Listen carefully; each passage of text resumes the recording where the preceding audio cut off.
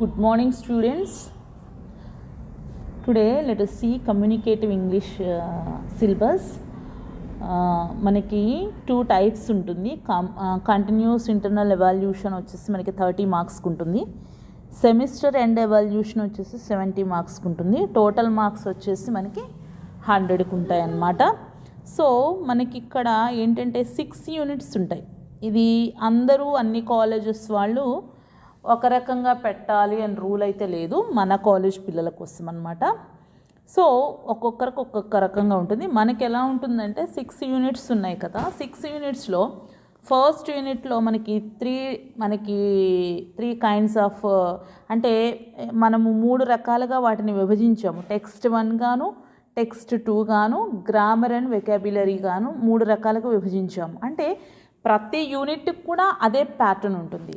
మనకి బాగా తెలుసు టెక్స్ట్ 1లో human resources from English for engineers and technologist. Text 2 వచ్చేసి లాంగ్వేజ్ అండ్ కమ్యూనికేషన్. అందులో మనకి what is communication, role of communication skills in society. తర్వాత గ్రామర్ అండ్ వెకాబులరీ, అందులో పార్ట్స్ ఆఫ్ స్పీచ్ ఉంటుంది, synonyms and antonyms from the text. ఇది బాగా గుర్తుపెట్టుకుని, ఇది మనకి ఫస్ట్ యూనిట్. అంటే మనకి సిలబస్ అంతా కలిపి 6 యూనిట్లే ఉంటుంది. ఈ 6 యూనిట్లలో కూడా ఒకటి మనకి టెక్స్ట్ ఇంజనీర్స్ అండ్ టెక్నాలజిస్ట్లో నుండి మనకి టెక్స్ట్ బుక్ నుండి ఒకటి ఉంటే, లాంగ్వేజ్ కమ్యూనికేషన్ నుంచి ఒకటి ఉంటుంది, అంటే టెక్స్ట్ 2 ఉంటుంది. తర్వాత గ్రామర్ అండ్ వెకాబులరీ ఉంటుంది. అలాగే యూనిట్ 2 కూడా ఎలా ఉంటుంది అని అంటే ట్రాన్స్పోర్ట్ ప్రాబ్లమ్స్ అండ్ సొల్యూషన్స్. ఈ ట్రాన్స్పోర్ట్ ప్రాబ్లమ్స్ అండ్ సొల్యూషన్స్లో మనకి ఇది కూడా from English for engineers and టెక్నాలజిస్ట్స్, different modes of transport, ఇవన్నీ కూడా మనకి సెకండ్ యూనిట్లో మనకి కనిపిస్తుంది అన్నమాట. అంటే మళ్ళీ దాన్ని మనం 3 రకాలుగా text 1, text 2, grammar and vocabulary అనమాట. టెక్స్ట్ 2లో non verbal communication. Non verbal కమ్యూనికేషన్లో body language, facial expressions, eye contact and gestures ఇవి ఉంటాయి. తర్వాత గ్రామర్ అండ్ వెకాబులరీలో usage of articles, homophones, identification and usage ఉంటుంది అన్నమాట. ఇది మనకి యూనిట్ 2 కవర్ అవుతుంది. అలాగే యూనిట్ 3 వచ్చేసి మళ్ళీ text 1, text 2, grammar and vocabulary ఉంటుంది. టెక్స్ట్ 1లో evaluating technology from English for engineers and technologists, solar bikes and vehicles గురించి ఉంటుంది అన్నమాట. టెక్స్ట్ 2 వచ్చేసి listening skills, hearing and listening, types of listening and develop listening skills, ఇలా text 2లో ఉంటుంది. అలాగే మళ్ళీ గ్రామర్ అండ్ వెకాబులరీలో మనకి subject verb agreement, homonyms, identification and usage మనకి కనిపిస్తుంది అన్నమాట. ఈ విధంగా మనకి ఈ 3 రకాలుగా మనం చూస్తున్నాం అన్నమాట. ఇప్పటికే మీకు చాలా అవగాహన అయి ఉంటుందని నేను అనుకుంటున్నాను. సో ఇట్లా మనకి 3 యూనిట్స్ కవర్ అయినాయి. తర్వాత 4th యూనిట్ వచ్చేసి text 1 alternative source of energy. ఇది కూడా from English for engineers and టెక్నాలజిస్ట్లో ఉంటుంది అనమాట. ఇది 4th యూనిట్. ఇది మళ్ళీ టెక్స్ట్ 2 వచ్చేసి public speaking skills, qualities of good speaker, develop public speaking skills, ఇవన్నీ కూడా టెక్స్ట్ 2లో ఉంటాయి.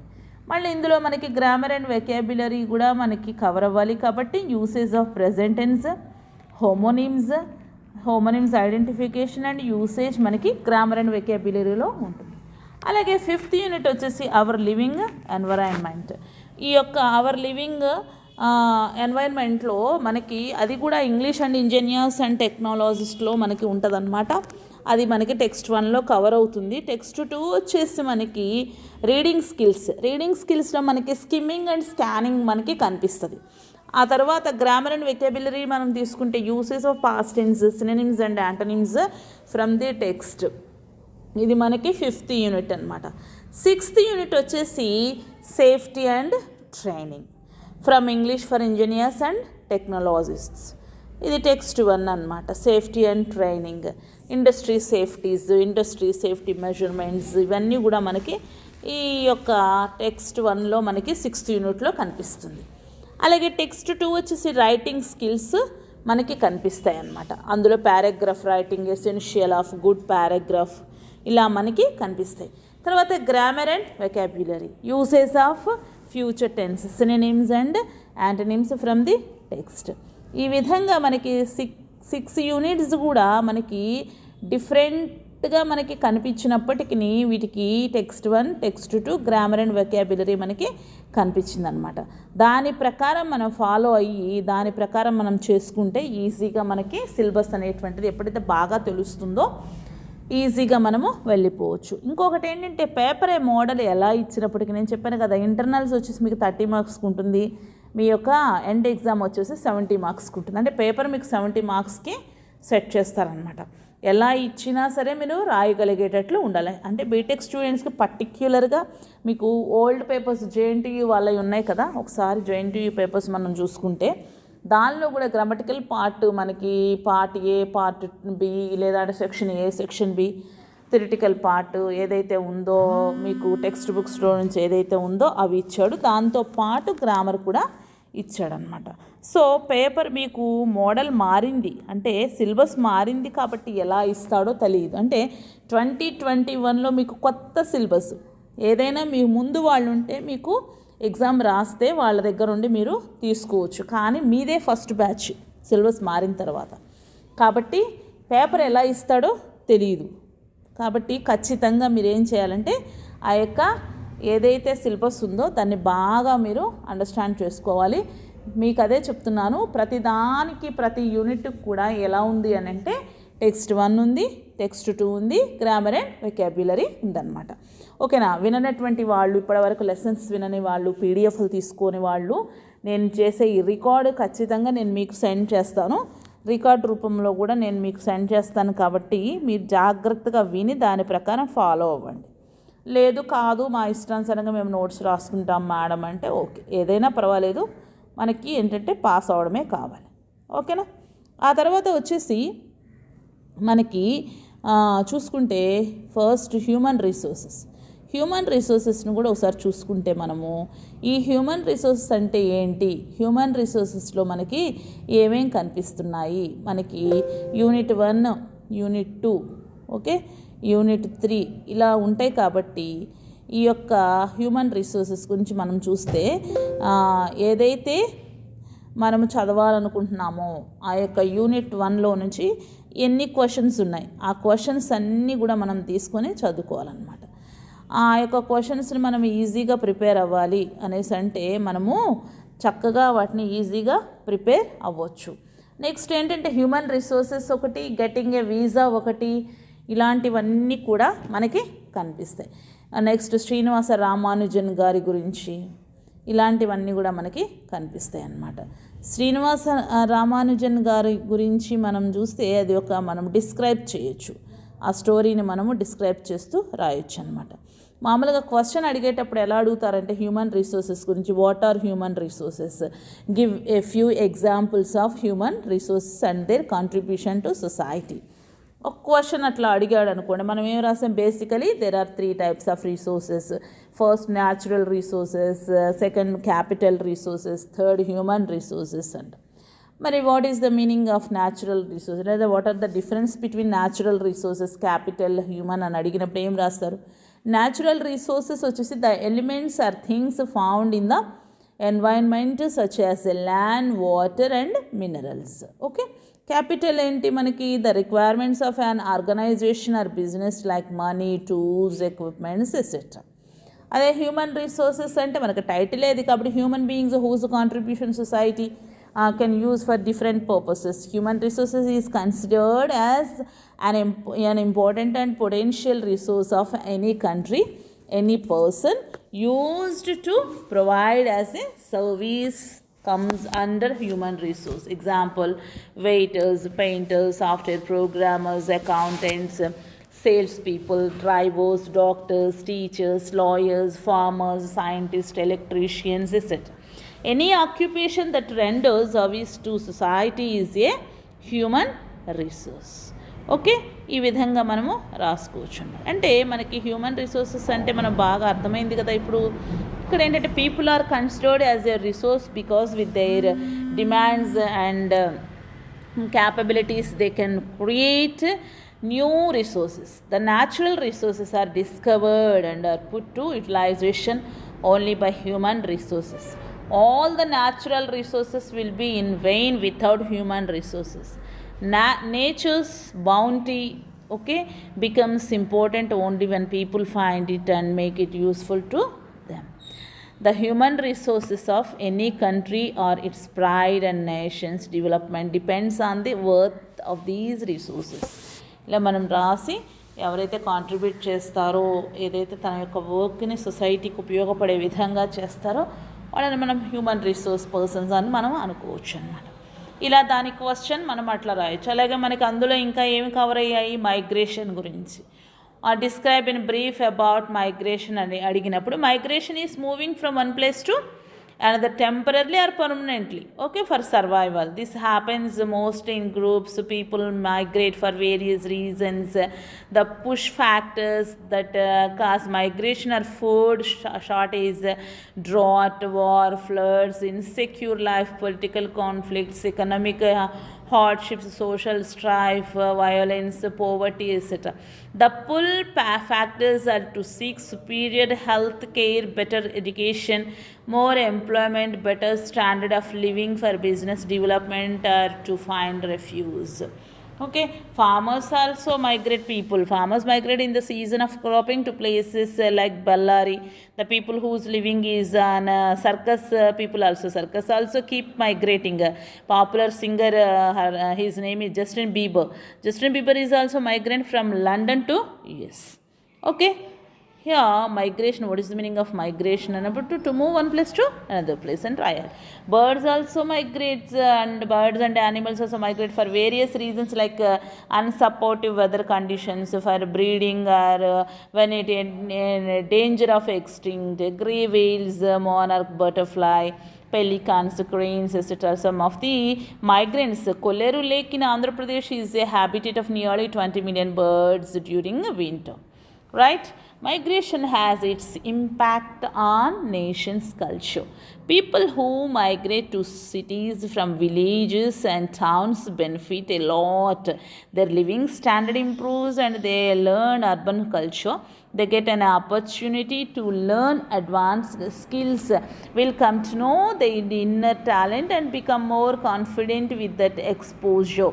They will enable all possible utilities and widen their scope and broaden their mindset. When they go back to their hometowns, they will be able to serve better with their newly acquired skills, right?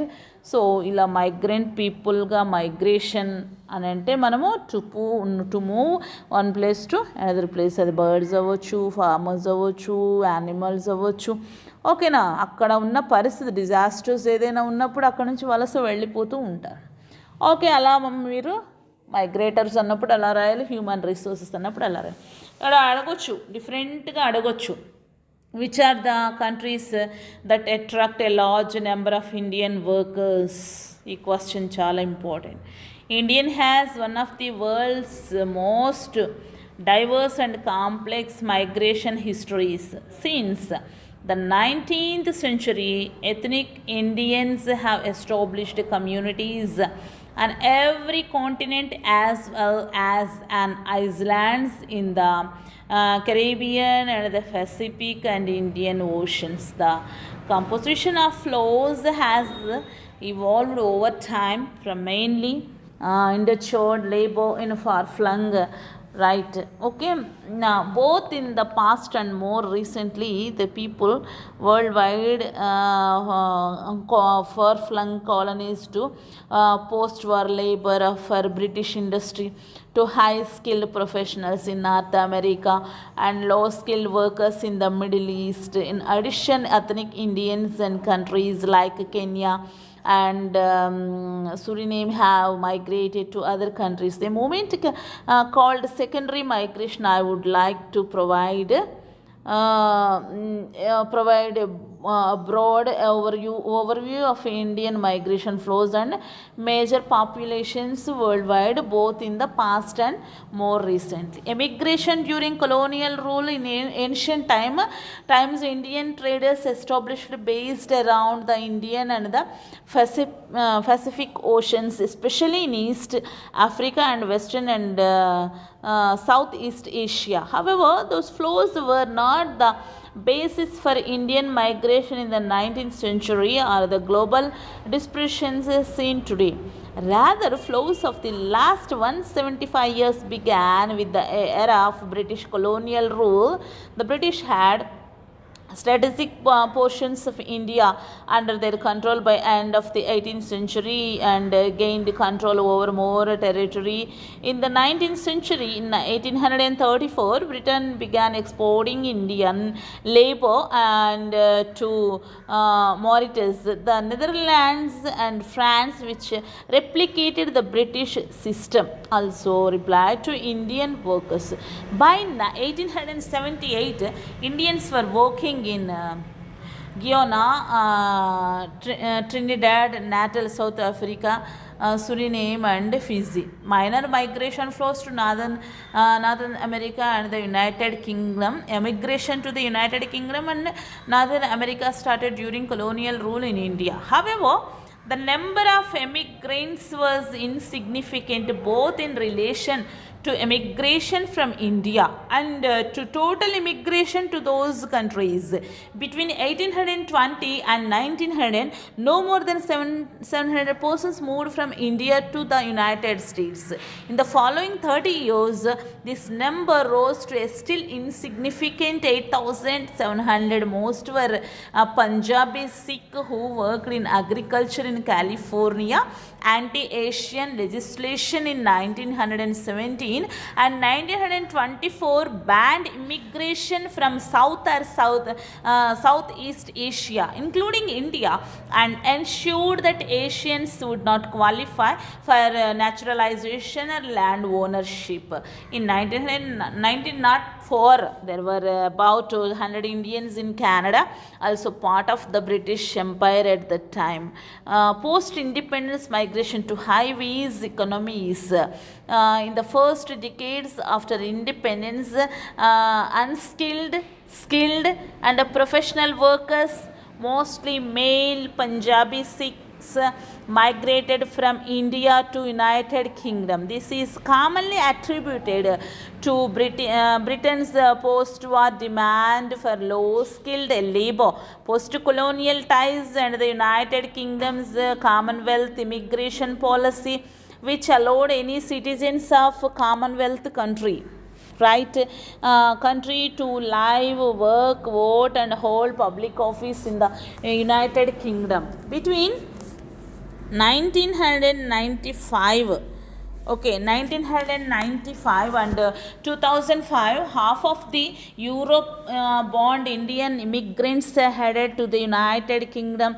The other half opted for other EU countries, primarily Germany and Italy, which received 18% and 12% of the flows respectively. Substantial Indian migration to Northern America started only in the late 1960s. Both in the United States and Canada, major changes in immigration policy affected immigration flows generally and Indian immigration specifically. The Immigration Act of 1990, effective from 1995, facilitated this process further by introducing the H1B temporary worker category. This visa category allows US business to hire foreigners with at least a bachelor's degree in specialty occupations, including scientists, engineers, and IT specialists. Indian citizens are by far the top recipients of H1B visa each year. Right. What kind of jobs do Indians primarily see in other countries? Question అడిగారంటే మనం ఏం రాస్తాం? India has one of the world's most diverse and complex migration histories since the 19th century. Ethnic Indians have established communities on every continent as well as on islands in the Caribbean and the Pacific and Indian Oceans. ఆ రెండు కలిపి మీరు ఒక దానిలో రాసుకోవచ్చు అనమాట. ఇప్పుడు నేను ఫస్ట్ చెప్పింది ఇది సేమ్ క్వశ్చన్ సేమ్గా రాసుకోవచ్చు. ఓకే, అలాగే అడుగుతాడు. లేదా ఇంకో క్వశ్చన్ ఏమంటాడు, what are the reasons for Indian seeking employment outside the country? ఇది కూడా సేమ్ రాయొచ్చు, క్వశ్చన్ కొంచెం రిలవెంట్గా రాయాలన్నమాట. ఓకేనా. తర్వాత మనకు వచ్చేసి శ్రీనివాస రామానుజన్ గారి గురించి, తర్వాత industry sector preferred by young Indians for employment, అది కూడా మనకి ఇచ్చేయచ్చు. శ్రీనివాస రామానుజన్ గురించి ఏం క్వశ్చన్ ఇచ్చాడు మనకి? ఇంట్రడక్షన్ ఏమో, Srinivasa Ramanujan a poor uneducated Indian was one of the greatest and most unusual mathematical geniuses who ever lived was born on 22nd December in 1887 in U Road in Tamil Nadu. He grew up in Kumbakonam where his father Srinivas Iyengar worked as an accountant in a saree shop. His mother Kamala Tammal was a housewife and also sang songs at a local temple.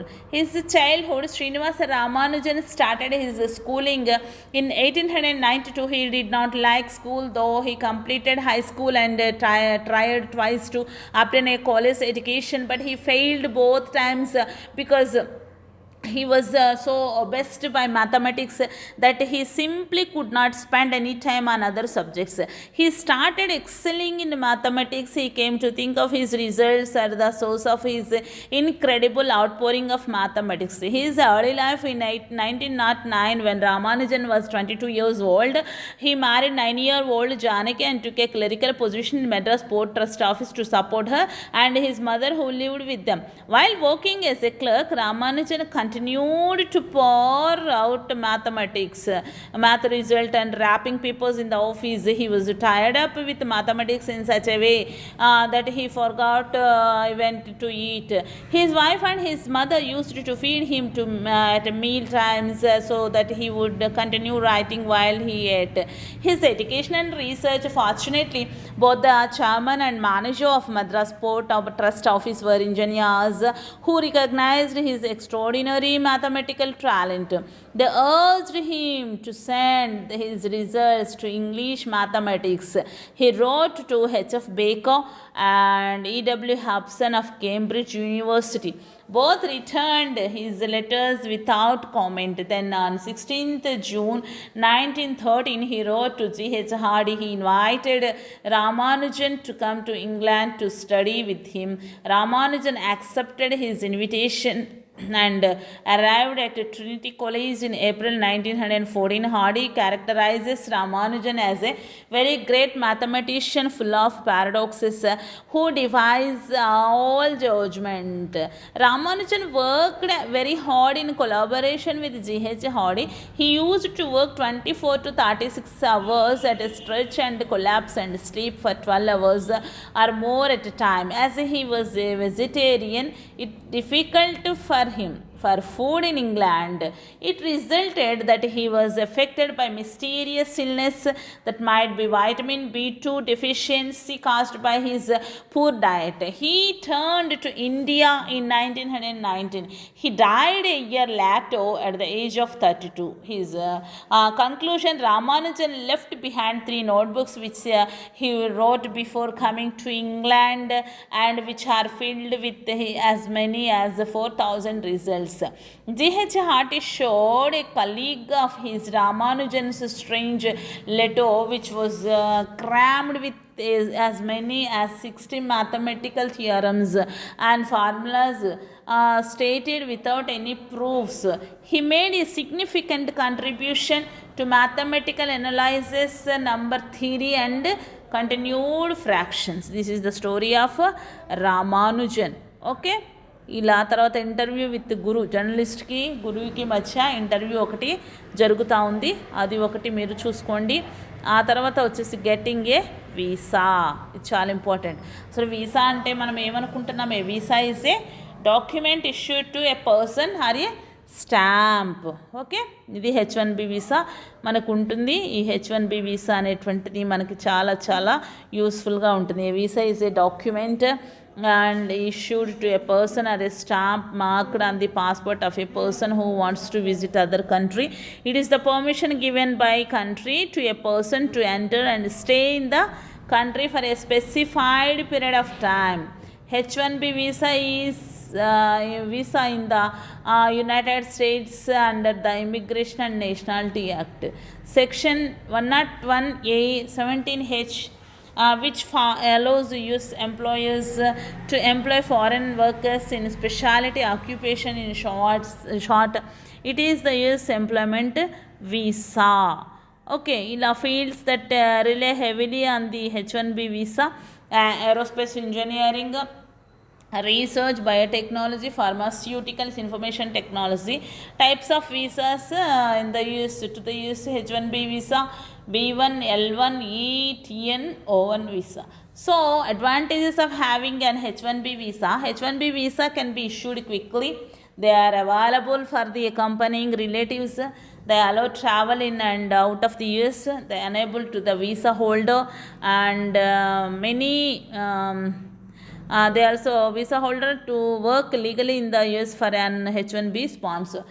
Limitations of H1B visa: they cannot be held for more than 6 years. There is a restriction that an H1B visa holder should work only for the employer who is an H1B visa sponsor. A new H1B visa is required to change a job.